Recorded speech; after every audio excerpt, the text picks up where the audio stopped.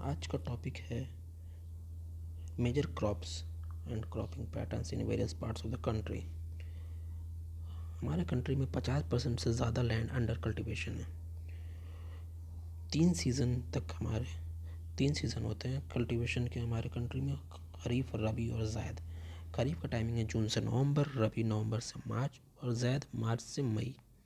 खरीफ के कुछ एग्जांपल्स हैं राइस, मेज़, कॉटन, जूट etc। रबी के सबसे मेन एग्जांपल है वीट, उसके अलावा बार्ले, मस्टर्ड। और ज़ैद है में सीज़न में वाटरमेलन, कोकुम्बर जैसे क्रॉप उगाए जाते हैं। Major crops of India are rice, wheat, pulses, millets and maize. Food crops other than grains यहाँ पर हैं sugar cane, oil seeds, tea, coffee and horticulture. कुछ नॉन फूड क्रॉप्स भी हैं जैसे कि रबर, कॉटन, जूट और सिल्क, जिसमें से कॉटन, जूट और सिल्क फाइबर क्रॉप्स हैं, मतलब इनसे धागे बनाए जाते हैं। अब हम इन क्रॉप्स के बारे में डिटेल में देखते हैं। तो सबसे ज़्यादा लैंड जो कवर करता है, जो कल्टीवेट किया जाता है हमारे कंट्री में, वो है राइस। 43.8 मिलियन हेक्टेयर में इसे उगाया जाता है। इसका रिक्वायरमेंट है कि हाई टेम्परेचर चाहिए, हाई ह्यूमिडिटी और रेनफॉल 150 से 300 सेंटीमीटर के बीच होनी चाहिए। टॉप प्रोड्यूसर स्टेट हैं West Bengal, Punjab, UP, Andhra, Bihar. India पूरे वर्ल्ड में सेकंड पर है राइस प्रोडक्शन में, और चाइना के बाद। 120 मिलियन टन राइस हम लोग साल में उगाते हैं। और हमारी रिक्वायरमेंट लगभग 100 मिलियन टन की, और 20 मिलियन टन हम एक्सपोर्ट करते हैं, मतलब कि राइस में भी आर सरप्लस। जिसमें इसके 5% बासमती राइस है, 95% non basmati rice. Basmati rice सबसे दुनिया में सबसे लंबे चावल के दानों में माना जाता है, जिसका डिमांड वर्ल्ड ओवर बहुत ज़्यादा है। नंबर 2 पे है वीट, जो कि 29.1 मिलियन हेक्टेयर में उगाया जाता है। ये रबी क्रॉप्स है, मतलब कि ये विंटर सीजन में उगाया जाता है। इसका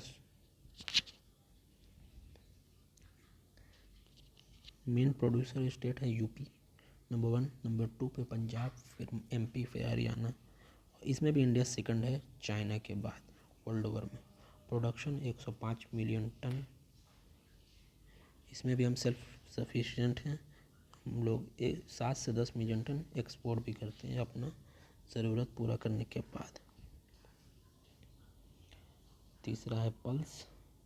ये रबी और खरीफ दोनों के क्रॉप है। रबी सीज़न में ज़्यादा उगाया जाता है, 60% के लगभग। 29 मिलियन हेक्टेयर एरिया में पूरे कंट्री में ये उगाया जाता है। टॉप प्रोड्यूसर है इसका मध्य प्रदेश, नंबर 2 पे Rajasthan, number 3 Maharashtra. India largest producer है पल्स का, और लार्जेस्ट कंज्यूमर भी है और लार्जेस्ट इम्पोर्टर भी है। 25% of global pulse is produced in India, और हमारा डिमांड है 27%। पूरे वर्ल्ड कप में जितना डिमांड है उसका 27% इंडिया में ही है। तो बाकी जो हमें गैप है वो हमें इंपोर्ट करना पड़ता है बाहर से, मतलब कि पल्स में हम सेल्फ सफिशिएंट नहीं हैं। 25 मिलियन टन पल्स हम साल में उगाते हैं हमारे देश में,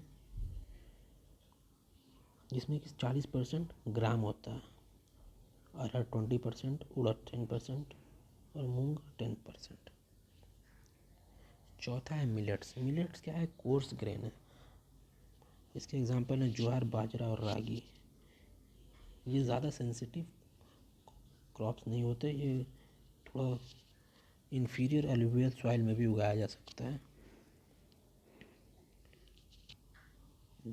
ज्वार का टॉप प्रोड्यूसर स्टेट है महाराष्ट्र, कर्नाटक, एमपी, तमिलनाडु, आंध्र प्रदेश। और बाजरा सबसे ज़्यादा राजस्थान में उगाया जाता है। नंबर 5वां मेजर क्रॉप्स इंडिया का है मेज़, जो कि खरीफ क्रॉप है मेनली। 85% मेज़ खरीफ सीज़न में उगाया जाता है, मतलब कि जून से नवंबर वाले। इसको हाई रेन की ज़रूरत पड़ती है, इसीलिए ये ऑब्वियस सी बात है कि ये खरीफ सीज़न में ही होगा। एलुवियल सॉइल में उगता है ये। टॉप प्रोड्यूसर है इसका कर्नाटका, नंबर 2 पे महाराष्ट्र, नंबर 3 पे Madhya Pradesh. India 7th largest producer है मेज़ का। टोटल प्रोडक्शन इंडिया में 25 मिलियन टन है, जो कि 9.2 मिलियन हेक्टेयर लैंड पे उगाया जाता है। 47% मेज़ फॉडर के तौर पे यूज़ हो जाता है, जो कैटल हमारे खाते हैं। अब हम चलते हैं food crops other than grains. ये पांचों ग्रेन्स थे।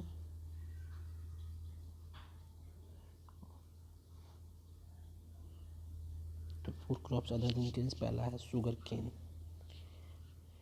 जिससे ख़ास करके चीनी बनती है। तो ये 5.1 मिलियन हेक्टेयर लैंड पर इंडिया में उगाया जाता है। नंबर 1 प्रोड्यूसर है UP, number 2 Maharashtra, number 3 Tamil Nadu, number 4 Karnataka. World over में इंडिया नंबर 2 पे है प्रोडक्शन में शुगर केन के, ब्राज़ील के बाद।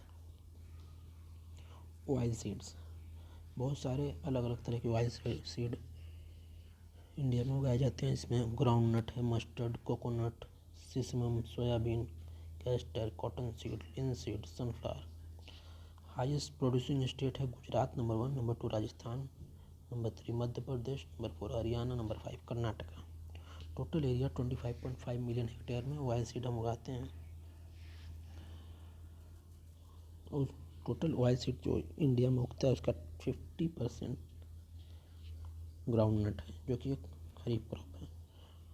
और हम लोग जानते हैं कि ऑयल सीड में हम लोग सेल्फ सफिशिएंट नहीं है, हमें मलेशिया और इंडोनेशिया से पाम ऑयल इंपोर्ट करना पड़ता है। आगे नंबर 3 पे है टी। टी का टॉप प्रोड्यूसर है असम, बंगाल, तमिलनाडु। इसे हॉट एंड ह्यूमिड क्लाइमेट चाहिए और रेनफॉल इस 150 से 300 सेंटीमीटर की रिक्वायरमेंट है टी को उगाने के लिए। 80% टी हम डोमेस्टिकली कंज्यूम कर लेते हैं, जो हम उगाते हैं। हम ग्रो करते हैं 1.3 billion kg T in an year. Number 4 पे है कॉफ़ी। कॉफ़ी सबसे ज़्यादा कर्नाटका में होता है, फिर केरल, फिर तमिलनाडु। इंडियन वैरायटी जो कॉफ़ी का है अरेबिका, वो वर्ल्ड फेमस है, जो कि यूरोप में हम लोग एक्सपोर्ट करते हैं। India is the 7th largest producer of coffee. और जितना भी हम कॉफ़ी उगाते हैं उसका 80% हम एक्सपोर्ट कर देते हैं, क्योंकि इंडिया में ज़्यादा डिमांड है नहीं, जिसकी ज़्यादा डिमांड यूरोप में ही है। नंबर 5 पे horticulture.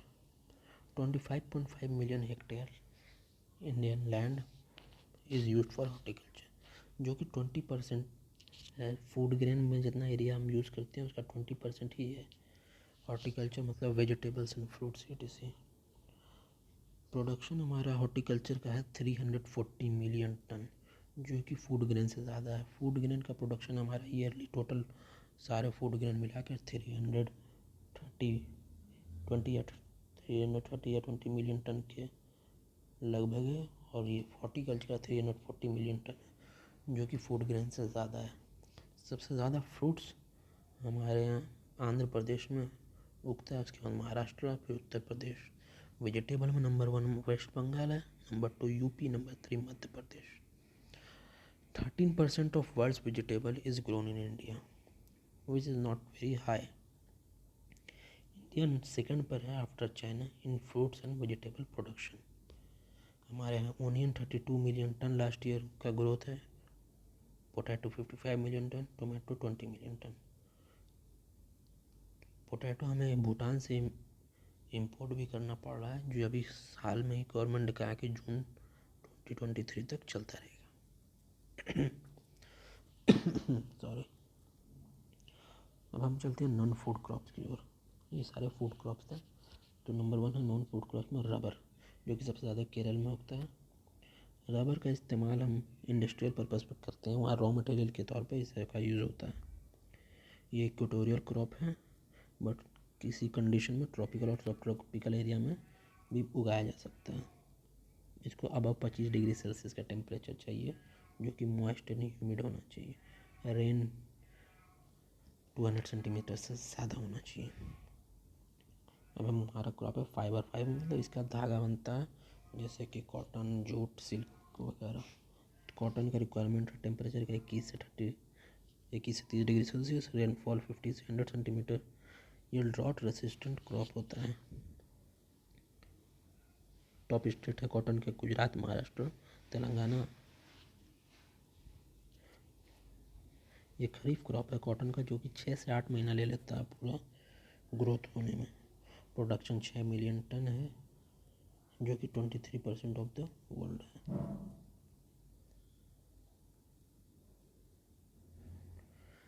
Area 10 million hectare is used cotton के ग्रोथ में इंडिया में। इंडिया लार्जेस्ट प्रोड्यूसर है कॉटन का चाइना के बाद। जैसा कि हम देख सकते हैं राइस, वीट, कॉटन, हॉर्टिकल्चर, इन सबों में इंडिया नंबर 2 पे है चाइना के बाद। अब हम चलते हैं जूट की तरफ। जूट के टेम्परेचर रिक्वायरमेंट है 25 to 35 degree Celsius, rainfall 150 to 250 centimetre. Top states are West Bengal, Bihar, Assam, Andhra Pradesh, Orissa. India largest producer है, नंबर 2 पे है बांग्लादेश। 85% जो वर्ल्ड का जूट प्रोडक्शन है वो इसी गैंजेस डेल्टा पे ही होता है, मतलब इंडिया और बांग्लादेश में। तीसरा सिल्क है जिसको हम अलग से सेरीकल्चर के टॉपिक में डिस्कस करेंगे।